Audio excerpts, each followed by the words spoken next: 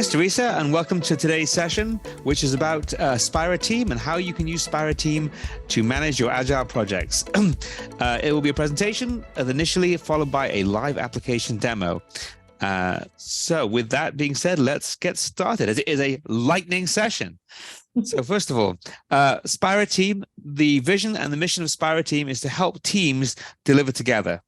And what that means is, if you go back to a while ago, before the Agile Manifesto came out, people used to work in different silos. So if you remember back in the good old days of waterfall, we had people doing requirements, BAs using requirements tools, we had people doing technical and business design, we had developers working on their code, and then at the end we had all the testers with their testing tools or spreadsheets, whatever they could get hold of. And in reality, it was a series of discrete steps happening in a sequence.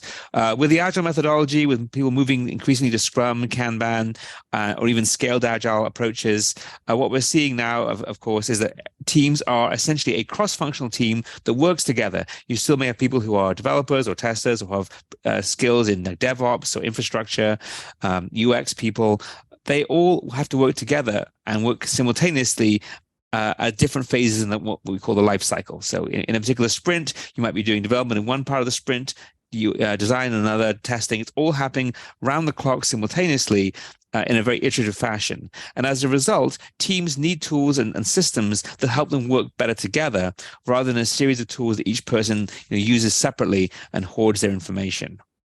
And so if you take that to its logical conclusion, with a move to continuous delivery, the idea is you have ideas coming in at the beginning, they become user stories, they become focused into the sprint plan or iteration plan, and they get delivered through DevOps out the door as a fully tested, fully integrated working system.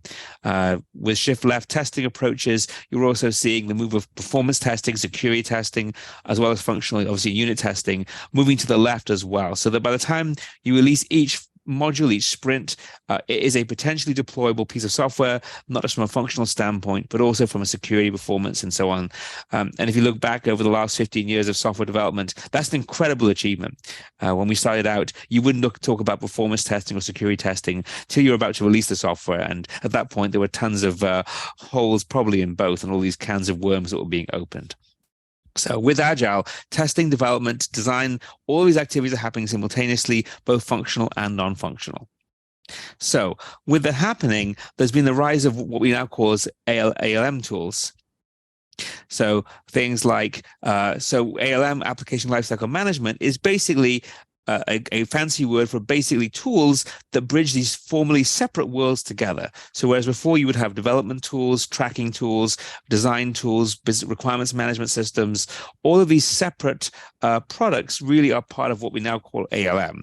It is the unification of all of that. And so again, as I mentioned, if you think about a typical company that's building software or receiving software, whether you're a software development company or a company that simply uses lots of IT, which is almost every business on the planet right now, you are typically dealing with, first of all, requirements. If we're going to be designing a system or we're going to be implementing a packaged application, we are basically going to be taking some degree of requirements, and we're going to be using that together with an idea or ideation session and vision to figure out, what are we supposed to do? What is the purpose of this system?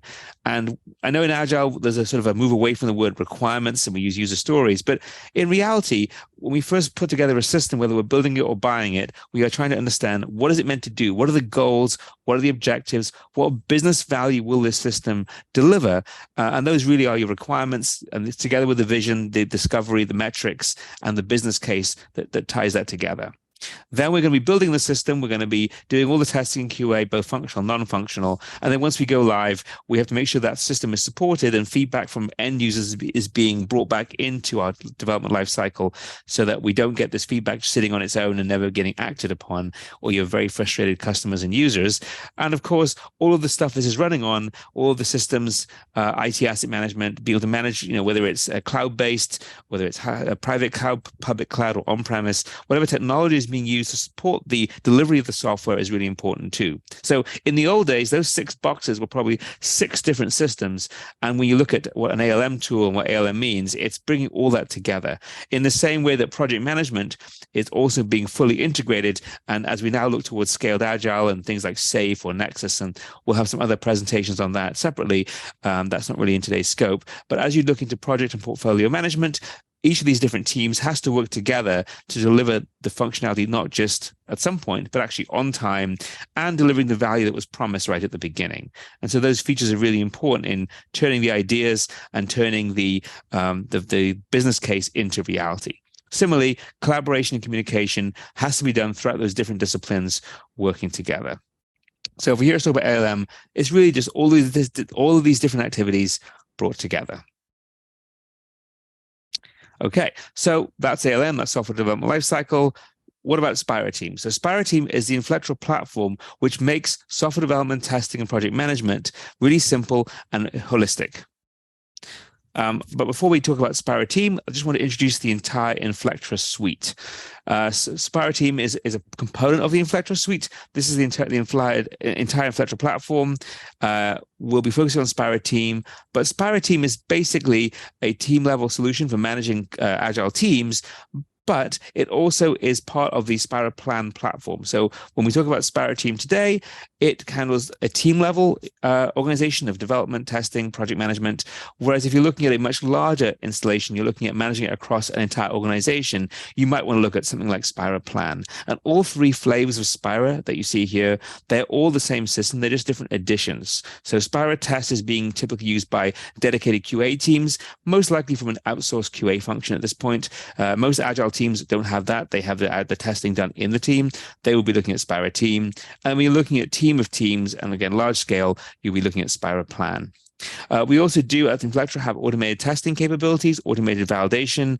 That's our Rapise automation tool. We did a webinar of that last week. We have a recording available if anyone wants to see that. And then also we have IT service management back towards ALM. You have to be able to support your users. So we do have our Chronodesk IT help desk tool, IT service desk that integrates with Spira. And we also have a Spira Capture add-on. When we get into the SpiraTeam part of the demonstration, we also need to manage all the source code that goes with SpiraTeam. When you're developing requirements and building features, the code's got to go somewhere. So SpiraTeam does come in with TaraVault for free. That's our Git-based, cloud-based Git solution. You can also plug in other technologies like GitLab or GitHub as well. So that's the entire suite. Today's demonstration will be focusing primarily on SpiraTeam, which will include all the testing functionality in SpiraTest and the code management capabilities of TaraVault. So SpiraTeam encompasses all that functionality. Now, at Inflectra, one of our key watchwords is harmony. That's what we're about. We want to make sure there's harmony in the development process from all the different disciplines, from developers, software testers, project managers, BAs, and other members of an agile team. So we want to foster that harmony across the agile team. And so we do it in 3 ways. And you'll see that in the design of SpiraTeam that really, I think, echoes this.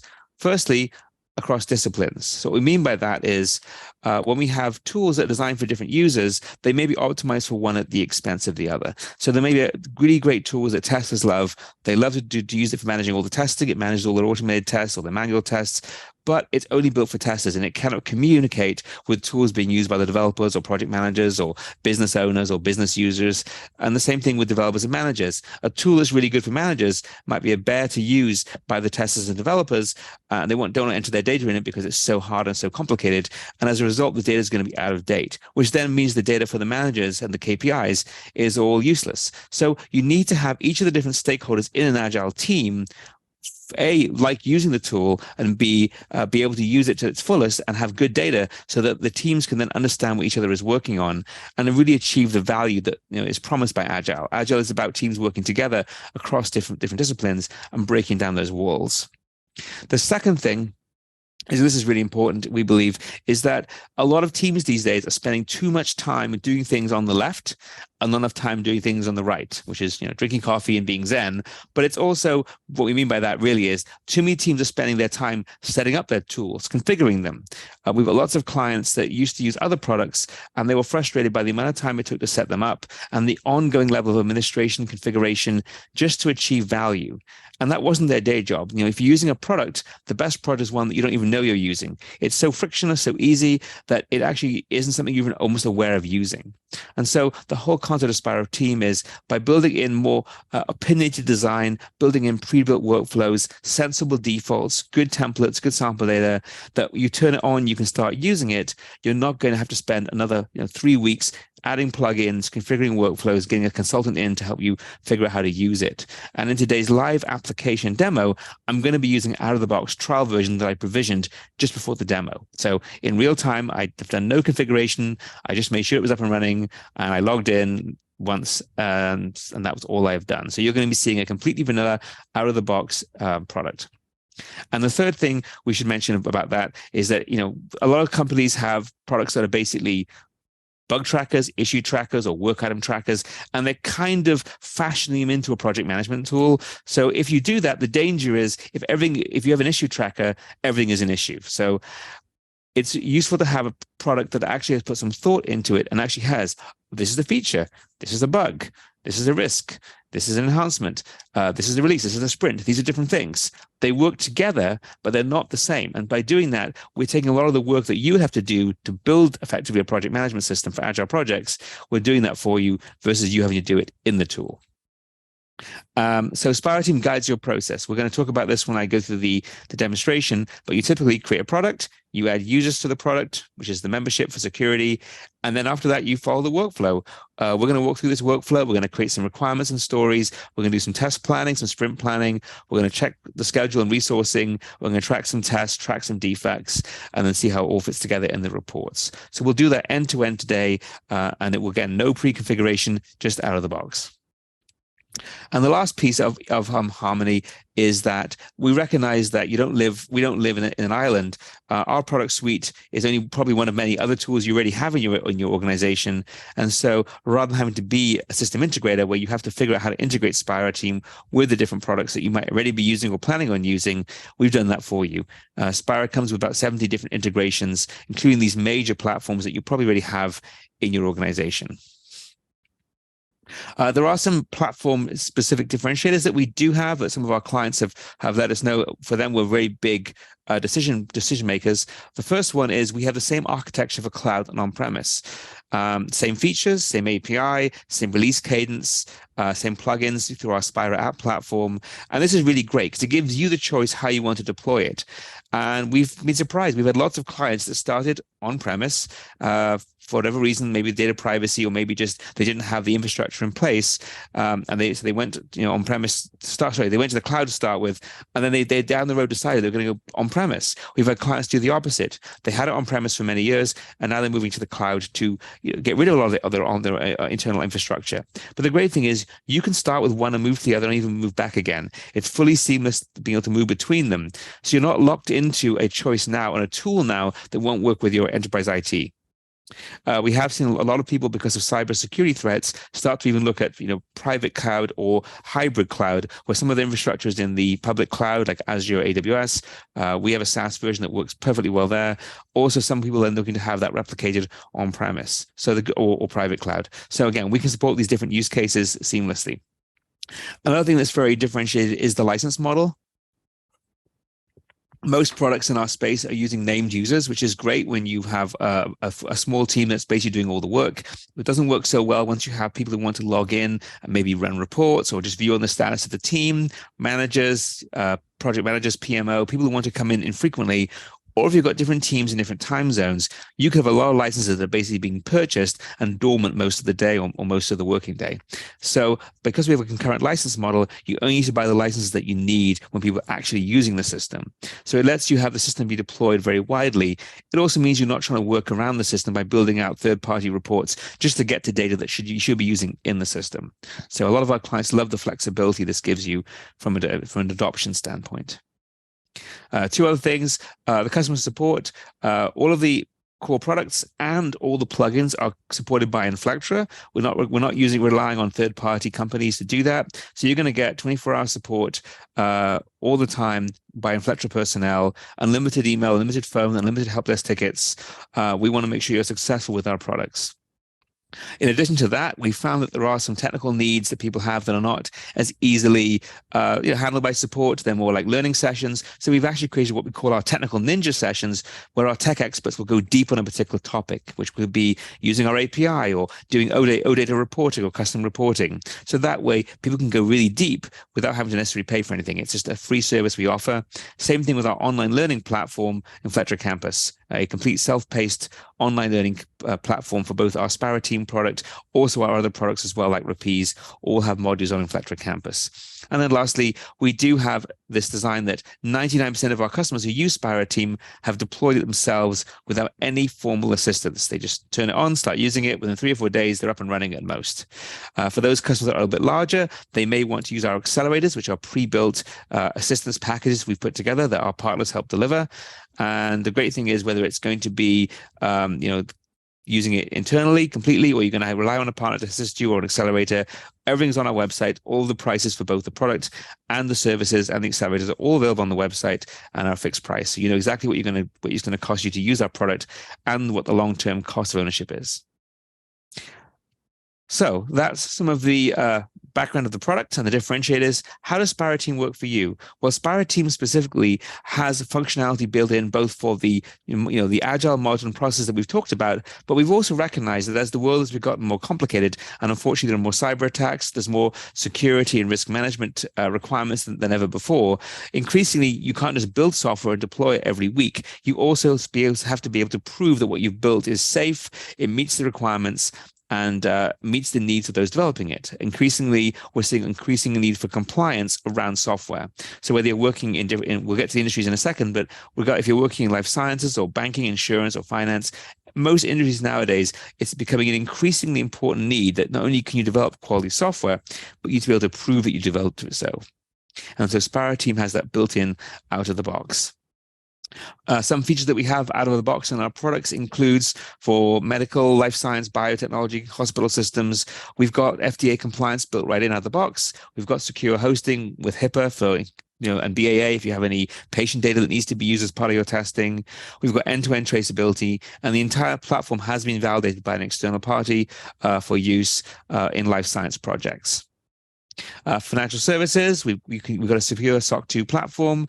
You can also deploy on-premise. We've got several banks and insurance companies that the ability to deploy on-premise or on their private cloud was the number one differentiator beyond the functional differentiators, of course, that made them choose SpiraTeam. The fact we can generate documentation and compliance information out of the tool right away was also really important to them, as well as the traceability and auditability. When it comes to the industrial manufacturing and automotive and aerospace sectors, the same thing. The ability to define requirements, be fully agile, build things in sprints, but still at the end of the day, be able to understand what is the quality of this product that's being delivered and the testing of it in one system. For defense, government, and aerospace, we've got some specific features built in there, including the ability to use AWS GovCloud, again on-premise as well for those working in the classified environments, and also there's the test-up level traceability for those working on mission systems. Together with that, we can also manage programs in SpiraTeam as well and roll up the different information across multiple products into a single program, or if you've got a complex system, having multiple systems being managed as a system of systems using the programs feature. And we'll show you all that in the application. So here's some of the clients that we have broken down by industry.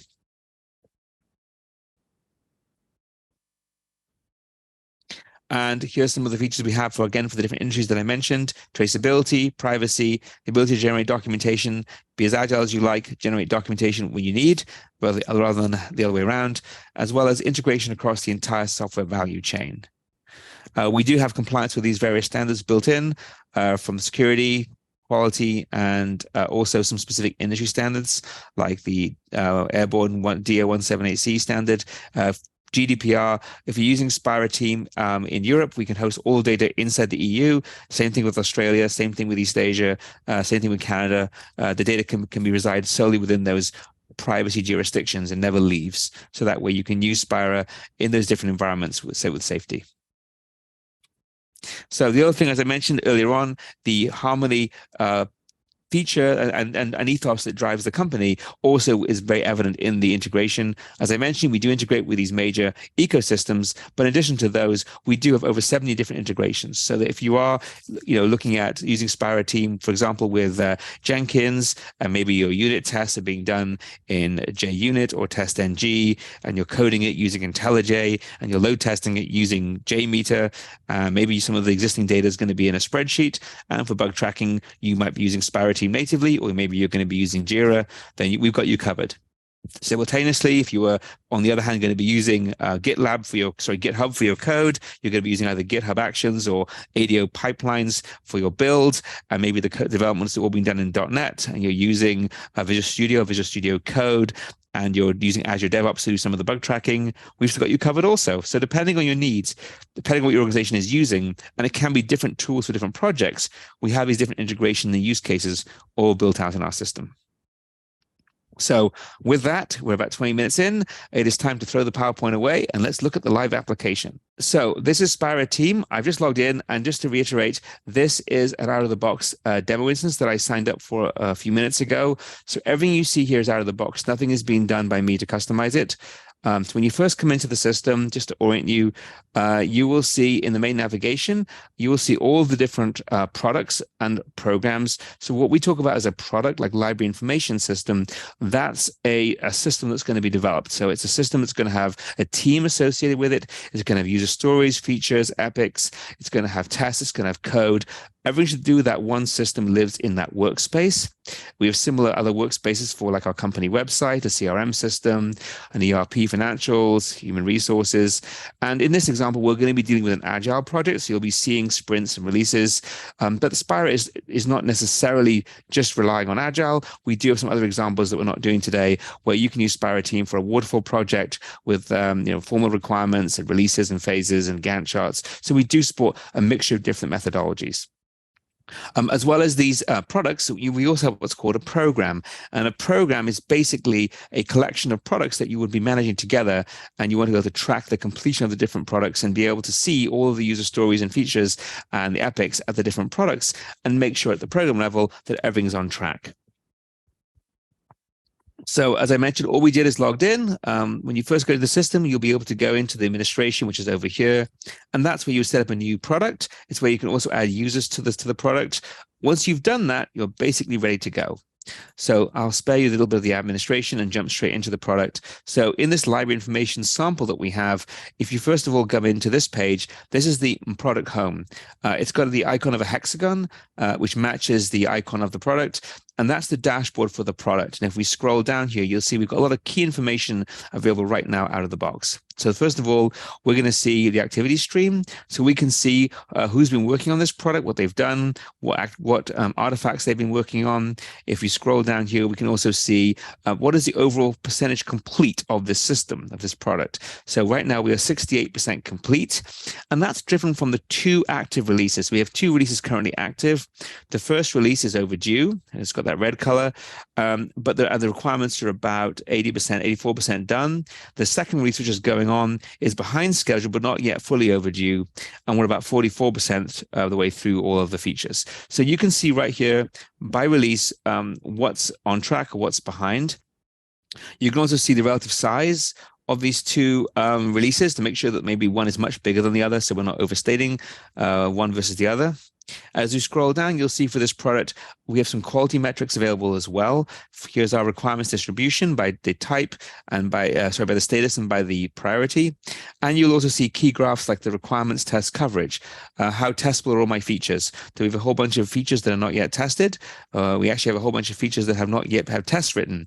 And SpiraTeam will support both acceptance testing, formal functional testing, automated testing, also unit level testing. So you can tie in your different unit tests from your code libraries, and this will give you a holistic quality view of all the features in the system. We also have typical graphs like burn down, burn up, and the velocity, which will give you the velocity of all the different releases in the product. And the x-axis here right now is release, because we are looking at a product-wide view. If we scroll down here, it will also show you any late finishing tasks or late starting tasks. There aren't any. There's a task burn down graph, and you can see graphically what is the timeline and the roadmap for this particular product. You can see we've got this release.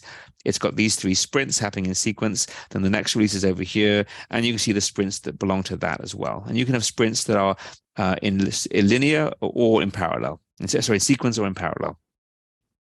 And this dashboard is filterable, not just by the product, but can be filtered by a release. When you filter by release, the whole dashboard becomes that release, but also we're going to drill it down to show you the 3 individual, in this case, sprints that make up that release. So you can have now a release dashboard, which will show you the information at the sprint level. And you can see the first sprint is done, the second sprint is on track, actually ahead of schedule, the third sprint is not yet started. And same thing when I scroll down, all the other metrics like the burn down, the burn up, and so on, all of those are now for that specific release and all of its child sprints. You can also drill this down to a specific sprint level as well. If we go up the hierarchy to the program view, you can also see this one level higher, and you're now seeing it for a program that has multiple products. So you'll see these are my 3 products, library, sample 1, sample 2, and you can see the percentage complete for each of the 3 different products. If I go to another program like corporate systems, you'll see the same thing there as well. So you can see the different programs, it's the different products in the program, and you can see, are they behind, are they ahead? So that way you get a product view or a project view, and you get a program view as well. Now, people often ask us, why do we call it a product, not a project? Because a lot of tools you may have experienced, they will call them projects. So we decided when we created the latest versions a few years ago that we were going to call them and rename them actually from a projects to products. So library information is now a product. We did that because what we found was when we called them projects, people were often creating a new project for every single version, which meant that suddenly all the user stories and all the requirements, and all the features and all the epics, they had to be regenerated or copied between each product, because each product was going to be a new version, and that didn't make sense. The whole idea of SpiraTeam is each product will be a long-lived, if you use the scaled agile terminology, an agile release train, because it's basically a series of different releases that all live within the product, and they can start at different times, end at different times, but it's a core set of requirements and features that are being evolved rather than it being point-in-time projects that once they're finished get thrown away and discarded. So that's a very different design philosophy. So SpiraTeam is built around the concept of a product, or again, an agile release train if you want to use the safe terminology. So let's jump now back into the product. We've looked at the dashboard. As well as the dashboard, let's jump into the main artifact menu. Now, the main artifact menu, it goes from top to bottom, and it drives you through that workflow that I mentioned, from planning to to development to testing, tracking, and everything in between, all managed together. So the way that SpiraTeam is organized is we have different views. So the first view is of requirements. So in this view, we have all the requirements in the product. And in this case, we've got epics and features and stories. So we're following a typical Scrum / I would say essential safe kind of project where you have stories. The stories are grouped into epics, and the epics can be grouped into features. It's really up to you how you want to organize things, but a multi-level hierarchy does let you manage things at that level. You can see for each of these different stories or requirements or epics or features, and I'll use the word requirement because that's the generic term, but it could be any of those. Each of these requirements will be tracked along with the tests that link to it and the development tasks that go with it. So if I was to click on this one, I'll control click and bring it up over here. You would see in this grid, in this backlog view, you can see this is the requirement. These are the 3 test cases that go with it, functional, regression, exploratory, and these are the development tasks which are all done. And when all the development tasks get done in the workflow, it will automatically update the progress and status of the requirement to developed, and then when the test pass, it will automatically update the status of the requirement to tested. Now, there are some nice features we've got built into Spira as well. One of the things is that if you go into the administration and you go to what's called Spira Apps, we have a new set of features called Spira Apps, which that basically are built-in plugins over here. And one of them is called Standard Tasks and Presets. This lets you create a standard set of steps to doneness. So if you have, for example, this requirement here, and you want to be able to create a standard set of tasks, maybe every single requirement is going to have a design, develop, DB model, code review. These are the steps to doneness for every user story and every feature. You don't have to create that one each time. You can now create a standard list that will be called preset tasks and tests. You can activate that, and then you can go activate it for the product. I'm not going to set it all up right now, but just to show you that it exists, if you go here and enable it, when you do that, you can go in here and you can create a list of standardized tasks and test cases, and you can then generate those with one click. So our users will find that really helpful because you can create a standardized checklist and you can say apply to this user story, and now you're going to have the standard tasks that your team will follow, and then assign those different tasks out to different team members. And the same thing with the test cases. If you've got a standard where every single feature has to have a unit test, has to have an integration test, has to have an automated security scan, a performance test, and then a human manual test, an exploratory test. All of those can be built out as standards and created for every single story and assigned to the appropriate people. So it really streamlines that essentially story or requirements-driven approach that we emphasize in the product. SpiraTeam does come with a built-in document management system. So when you have a story and you want to add things to it, like diagrams, you can just add those built in right away. Spira does also support BDD. We have the ability to have what we call scenario steps, where you can actually build out BDD scenarios as well as a traditional user story, which is more of a narrative. So if I wanted to create a new user story, I can do it right here. Click on this link to do new. And so the story would be, as a user, I want to be able to report on my list of checked out books. This is meant to be like a library system. So that's how we create a new story. You've got the high level name here. In the description field, you can put more information using the rich text editor. The user needs to be a member of the system. They need to be XYZ. So you can build in preconditions, post-conditions, any other information that will be useful. Or if you wanted to change it to a use case style, we do have support, as I mentioned, for steps. And we've been using that very effectively for BDD projects where you'll do, given I am a librarian,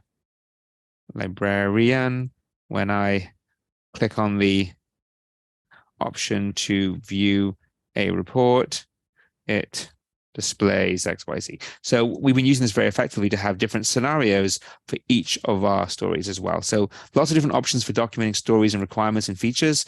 Different methodologies are available right out of the box in the system. Now, I've been showing you the grid view. Spira does, of course, have a powerful planning view. And this is our new board view we introduced about a month ago. And in the planning view, we take those exact same requirements that you saw in that grid, that hierarchical grid that we had that was so nice. We can now show it to you in a board view. So in the board view, we've got three different options. We have the grouping, the status, and the parent, and the rows. So let's say, for example, we're looking at the product backlog. Right now, I'm looking at all items in the backlog, and it groups it by parent. So I can see all of my epics and features. And for each epic, I can look in here and see if there are any stories that are in the backlog.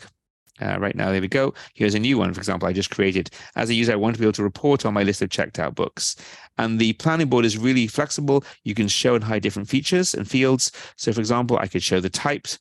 I can show the test coverage, the task progress, the position, all this information on that particular card. So let's say I want to show the type. There are no test cases yet, but maybe I want to show those. I'll show you the maximal view, and that's going to include the position number. Now, in the backlog, we only have a couple of items, but I can then drag this card. And if I wanted to then look at my release, let's say I want to take my product backlog and I want to groom it, first of all, I can go in here and I can change the columns from status to, say, priority. And now I can see, and I want to then categorize this. Well, this particular item, it's a report. So I think it's a high piece of functionality. So you can do the grooming right here on the backlog view. In this case, I don't necessarily want to view it all by rows because there's too many parents. So I'm just going to do it by component, which is the main part of the system.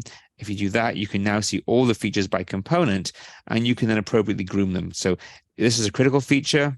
I get that. And you can click on it and bring up the full screen. This over here, like that. Okay, yeah, that's a defect. So you can see the priority of what's in the backlog and make adjustments.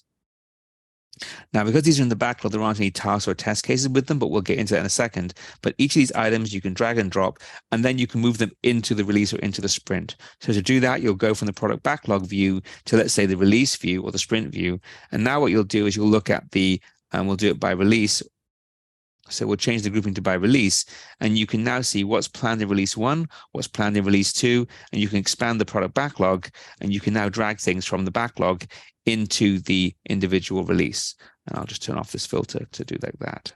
So now I can see everything in the backlog, And if I want to take, let's say, our critical items, I can simply take, these two here, and maybe, yep, that looks good. And maybe my new item here. I'll drag all of those from the backlog, and I can put it into a release. So I want to put that into release 1. So I'll expand that, and I can just simply drag those down. So let's, do this one, this one, this one, and my new report one. Select those, and then I'm going to drag those down here, put those into release 1. And I think those are being upgraded to high because they're being put into the release.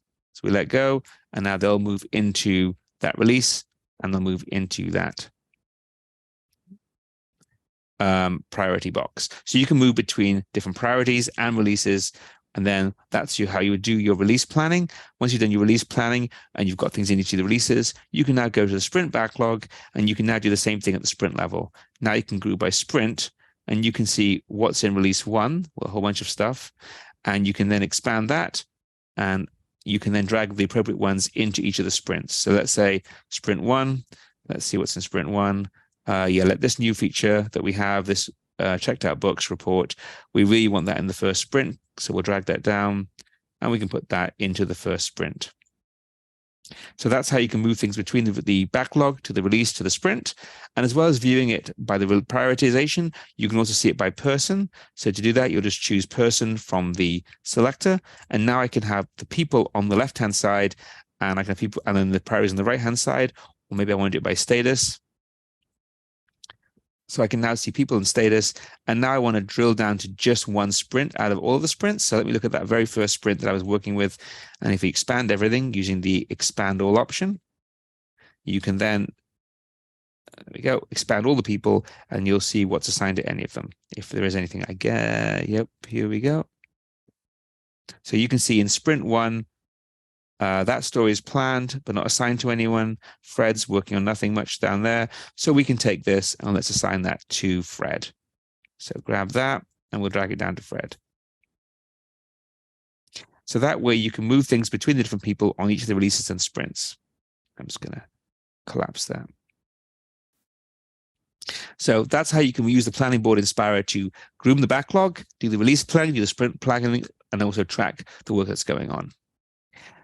All the releases that you saw in the sprints here, they are all managed directly here in the system. You can track them right here, and you can see for each release or sprint, you can see what's the completion, what's the percentage. So if you want to find what's ahead or behind, you can run filters. Find me any release that's got tasks that are starting late. And that's all visible right here as well. Oh, and actually, if we go back to the board, I forgot to mention on the board itself, on the individual cards, let's go to some other cards that are already existing. If we go to, let's say, the release view, I'll just pick, and I'm going to collapse the views down a second to get the most items. Yeah, that's fine. We do on the board display not just the story card, which is here, but we do display the test coverage. So if you remember on that grid, we had the test coverage where you can see how much has passed and failed. You can see that right here on the board. So here's the requirement, ability to edit existing authors. It's got 2 test cases. The ability to edit is right now in a warning status. The ability to create is passed. So we're 50% passed and 50% warning. The progress of the task, we've still got some tasks that are running late because those are the yellows.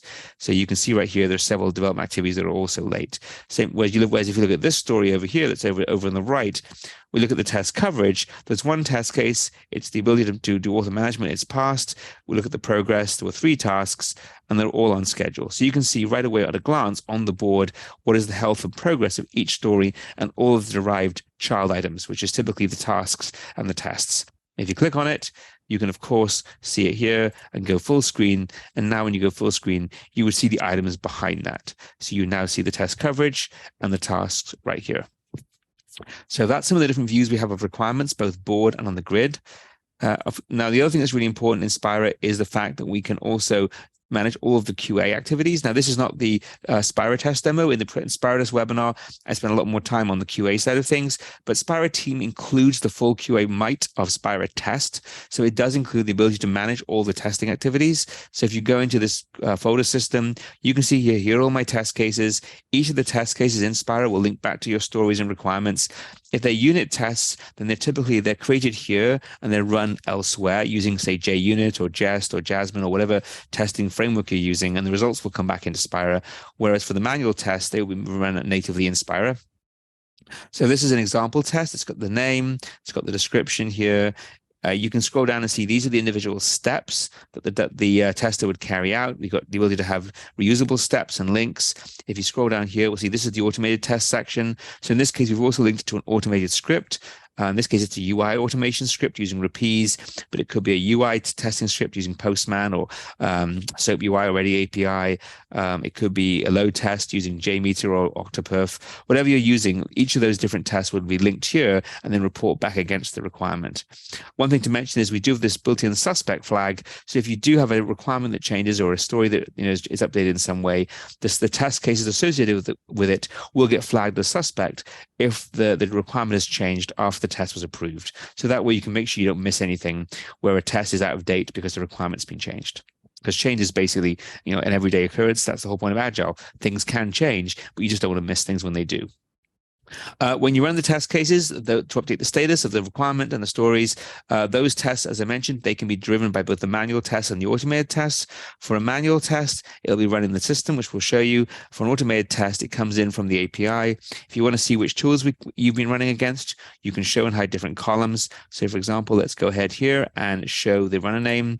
And you can see here we've got some Selenium tests, some TestNG unit tests, a JUnit test, and an NUnit test. And if you click on it here, you can see right away what was the result it passed and what happened, were there any messages or exceptions logged, and all that's available and tracked right here in the system.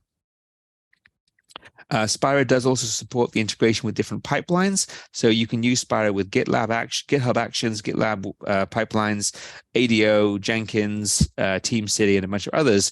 When those builds run, what it does is it actually reports the build back here into Spira, and it can then trigger actions. So for example, this is our release, and you associate the release in, let's say Jenkins as an example, with the release. And when the build runs in Jenkins, all those build activities will appear here, and it creates a new build event. So in this build event, you can see that it failed. It's able to pick up the code commits that were done as part of the development work. So we can see here what was changed in the code. You scroll down here, you can see that we actually fixed these 4 bugs as part of this build. And there's the console log here. And if you go up here, you'll see the build as a whole failed. It could have failed because the code didn't compile or something happened like that. That's going to be visible right here in the log. It might have also failed because one of the tests that are associated with it passed. Now, the great thing is when the build passes as opposed to failed, Spira can automatically trigger other testing activities. Because when you go into the testing view, if you go back to testing a second, in the testing view, when you put together your test suites or test sets, one of the things you can do is you can tie your test activities to the build. So in this case, we've got the test set. It's going to run these different tests automatically, and we're going to trigger it based on a build events. So when you choose this option, you choose the release to release 1, hit the save button. What it's going to do now, it's going to run these tests whenever that build passes. So you can have events where when a build passes and the code is ready, you can then kick off additional testing activities that weren't part of the core pipeline, or you can have the pipeline do it.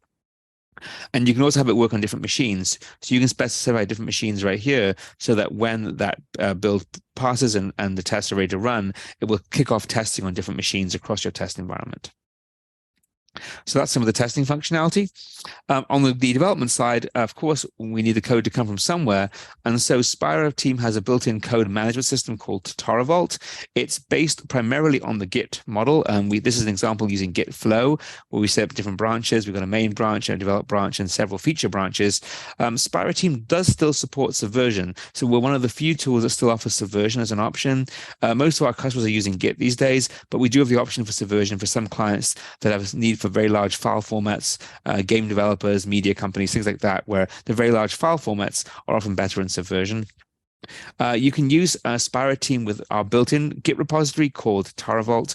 We also can use GitHub, GitLab, Bitbucket, or any other third-party Git solution. As long as it's based on Git, we can integrate with that, and you can then see all of the code. And the great thing is when you see all the code, your developers can now see their code in SpiraTeam. And when you're doing the testing, you can then link the tests to the code. You can also, when bugs are fixed during testing or just generally, or when new features are released, you can link those features to the code to make sure that everything is being covered correctly in this traceability. So, for example, if you go in here, we're looking at the main branch. Let's look at our active development branch. You can see the code right here. SpiraTeam comes with built-in code coverage. It includes the ability to display markdown files with previews. If you look at, let's look at some of the code that we have. If you look at this code example here, we've got code preview with syntax highlighting. If you go to the history tab, you can see all the commits. Notice that these commits are tagged with the artifact IDs from Spira. This means if I want to bring up what changed, for example, this commit here, it fixed bugs incident 7 and incident 8, implements this feature. I can control click and bring up incident 8 or requirement 5 in a single click right from the commit log. So this would be the bug that was fixed right here. This is the requirement that was implemented. If you go to the associations tab, you can see right here, there's the link back to the code. You can also see which CI builds it was a part of as well. So you can see for each user story, which commits were made to implement it, have they been finished, and have those commits been deployed yet? Have they gone to the build environment? Have they gone to the deployment environment?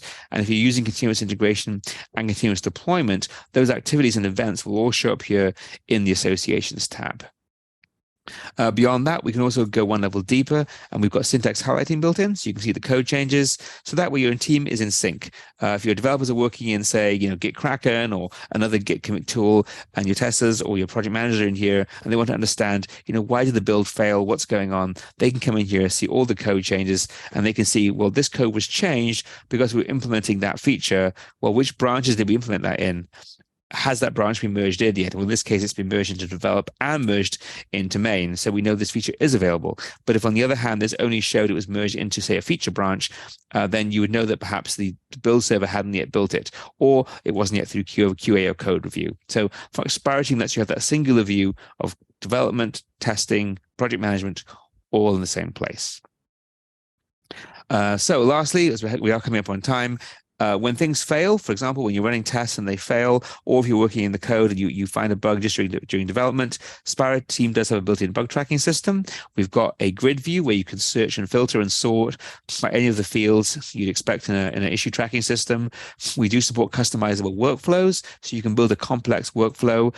You can have different workflows for different types. So, for example, if you want to have a different workflow for bugs versus enhancements, it's really simple. This is our default workflow. We could just clone that and create an enhancement workflow.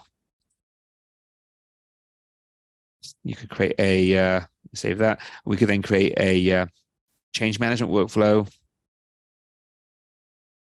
And by using the clone feature, we're basically inheriting the steps of the other workflow. We can now go into that, and we can then redefine this workflow so that you can have different workflows for different defect types. Those defect types, of course, are managed right here in the instance section. So you can have customizable types, and all of these types, whether it's for requirements or for test cases or defects, they all become part of what's called a product template, and your different products can then share those templates. So if you go into view edit products over here, you can have different products that you have here, all using a variety of centralized templates. So that way, it means you don't have to have separate requirements and separate workflows for every single product that you're working on. You can have a series of company standards that you apply to different products. And of course, as well as the grid view, which is very nice, we do have a board view. So you can see all of the defects on a nice Kanban board as well and manage the flow of activities through the product. So that's some of the defect tracking functionality we have. We do also have resource tracking functionality. So of course, as people are working in the product, you can look at a product-wide view like this, or you can drill it down to a specific release or a specific sprint, and you can look at that and say, well, look, Fred's 34% allocated. Let me drill down on Fred. And when you drill down on Fred, you can also see exactly what's going on for Fred, all the planned work he's working on. These are his requirements and tasks. This is how much work is left. This is his progress. You can go to any of the defects he's working on. In this case, there aren't any, or any tests he's been assigned. So you can see for each person all what they're working on. And also, I should mention, Spira does have a built-in instant messenger. So you can also then send a message to Fred and say, hey, Fred, looks like you may need help on incident 45, whatever it is. You can then have real-time messaging inside of SpiraTeam for collaboration. And lastly, we do, of course, have a rich library of reports and graphs and charts. So in Spira, you can see all the different graphs and charts. This is our defect tracking set of graphs, where you can see the progress of defects over time, the cumulative count, which is not good. Open count, not so good either. You can export the date range as a table or CSV. You can get the graphics as well. And then same thing with the snapshot graphs. These are our testing graphs, or you can just use the snapshot graphs where you can pick any of the fields in the system, say priority against status. Test cases do the same thing. You could do like execution status against, I don't know, person who's run the tests, or do it that way if that's easier. Again, you can get the data behind it. We've got other graphs like burn down and burn up graphs as well, aging graphs. All the different artifacts in the system have graphs and charts. You can also create your own custom graphs using the built-in customizable reporting engine. So lots of information in here, plus you're going to generate test plans, Excel extracts, test case reports, release summary notes. Anything you want to generate, you can generate as a report, either one of our standard reports, like traceability, or a custom report that you want to write. We also have a library of custom reports that we publish in our knowledge base that you can take advantage of as well. So with that, we've got about 9 minutes left of the webinar time. So I'd like to move into Q&A. Excellent. Thanks so much, Adam, for that presentation. We do have quite a few questions, a lot of excitement about the new beta planning board. One of the first questions is, can you show us how to enable that, the beta version of the planning board? Very good. Yeah, for those who are not new to the system, just to explain for a second, when I showed you the planning board, I was showing you the beta version. This is the new board that we've got with the new user interface. You can switch between the old version and the new version by hitting the exit beta version and the try the beta. Now, you might say, well, I don't see that in my version. I don't see the try the beta. Why is that? Well, so the system administrator for your instance has to first enable that for safety reasons, because it is a beta. The admin has to go into general settings, and they have to enable the beta features over here. So you do that, and that will enable the beta features. Once they've enabled it system-wide, that's when you go to the board. You as a user can then opt into any of the beta features that are available. In this case, it will be, so I'll go back a step. You would go here and you would click on the try beta. So this is the old board, like this, and this is the new board. So that's how you access the new board. And as I mentioned, it's got a lot of functionality improvements, including X and Y. You can have rows, columns, and group lists. Previously, you can only have one of the three. You can filter by release. We've also allowed you to customize what's in the story card a lot more. This is the beta version. We will be updating this with feedback we have received from users. I won't want to go into that in this meeting, but we will be having webinars on what's coming up on the roadmap and future versions as well. Fantastic. One other question while you're here on the planning board. Someone asked the question, can we still use the work in progress limits and see those on the new beta version? Yes, you can. You would go into the administration section. You go to planning options for Kanban projects. You'll put in the work in progress limits. Let's put 50% on developed, 50% on in progress. Oopsie, do that. I hope I have enough items to trigger it, but you should at least see it. So do that, do that. And now when I go back to my board, and I believe I have to filter by release, so I'll choose, in fact, you can see it right here. I was already in the view. Here we can see we've got nothing here and nothing here, so it's 0 out of 1. If I was to drag this one over here, we have 1 out of 1, so we're still good.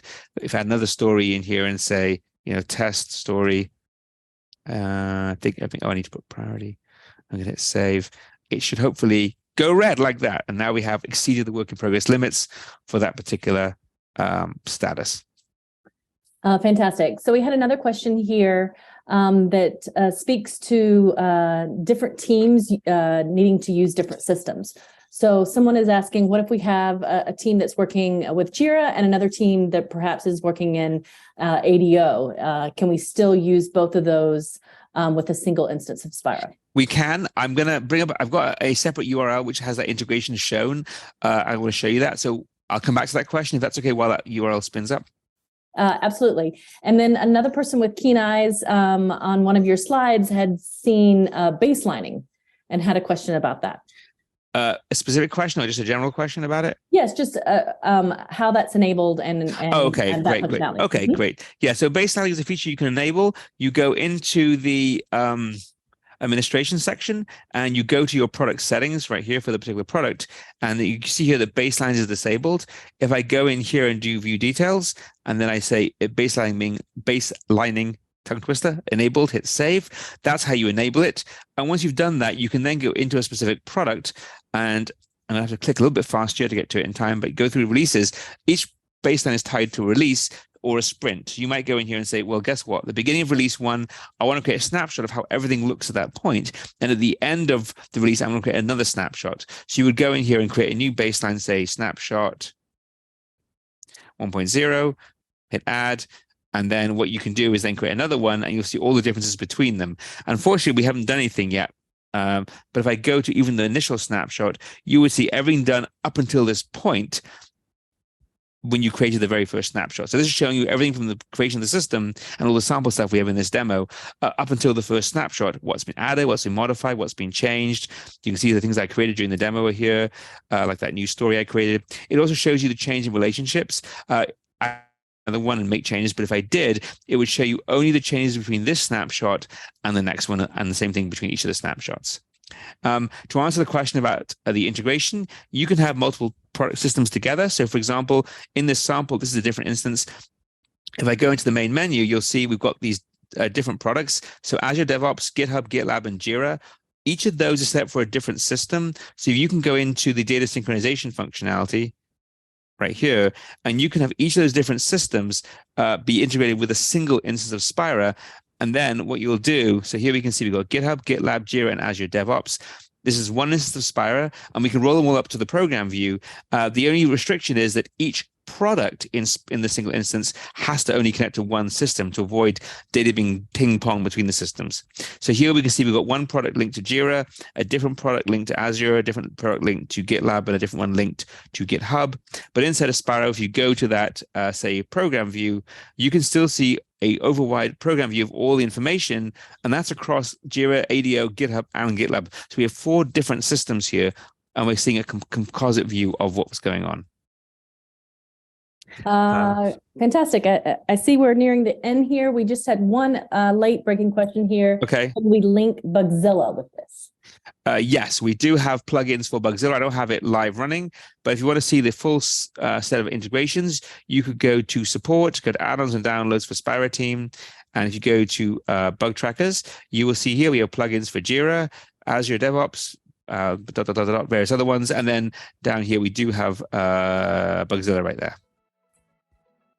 Fantastic. So I think we addressed most of the questions. So we'll go ahead and wrap that up. Thank you so much, Adam, for that fantastic presentation. Thank you. As well as the live product demo. Thanks to the attendees who joined us for this third webinar in the series. As Adam mentioned, there have been 2 previous, one on SpiraTest and a deep dive of a QA functionality, as well as one on Rapise, our test automation platform. So if you're interested in catching up on the series, those are available on our website, and you can take a look at the recordings. We hope that you'll join us for our next webinar in this series, which will be how to use SpiraPlan to manage risk in your IT projects and programs. And that's coming up on next Wednesday, January 25th at 10 a.m. So with that, thanks so much, Adam. Thank you. Have a great rest of the week, everyone, and see you hopefully next week at the SpiraPlan webinar. Thanks to Teresa for hosting this. Appreciate it. Excellent. Bye, all.